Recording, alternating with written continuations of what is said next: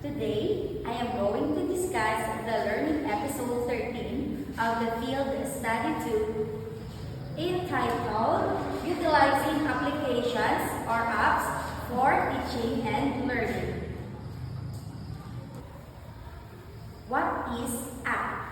So, an app is a shorter way of saying application and is a kind of software which can be installed in various gadgets, a desktop, laptop, smartphone, and tablet. So there are thousands of apps each with specific functions. Now, there are those that are directly useful for teaching and learning, which can be referred to as educational apps. Whether the class is face-to-face, blended, or fully online, a vast number of apps can truly enhance the teaching and the learning process. So here are the uses of apps. It can make the teaching-learning process more effective, efficient, and equally important, more fun and satisfying for both the teacher and the students or the learners. So the teacher can use apps in the different stages of planning, preparation, implementation, and during the assessment. And also, the teachers use apps to prepare high-impact presentations that helps deliver that content. And the teachers also use apps to motivate students to participate, resulting in greater and more enjoyable engagement.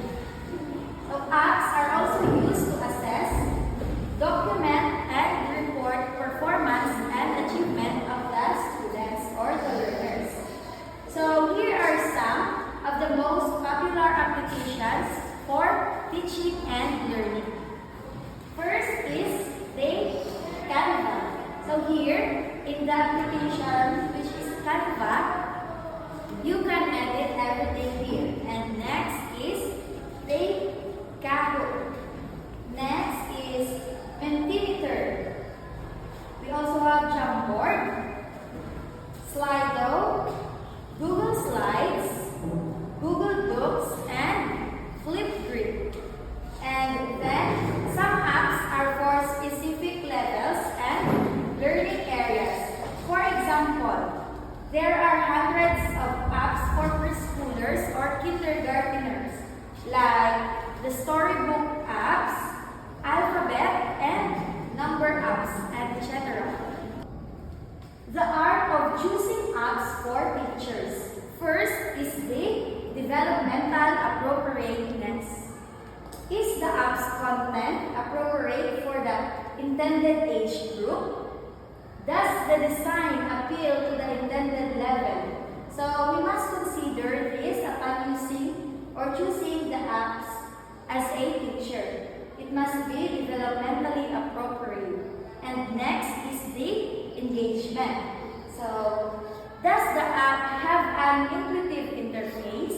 And is it user-friendly?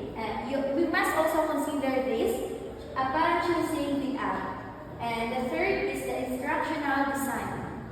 Does the app support your teaching goals? Or does it meet the students' expectations? And fourth, motivation.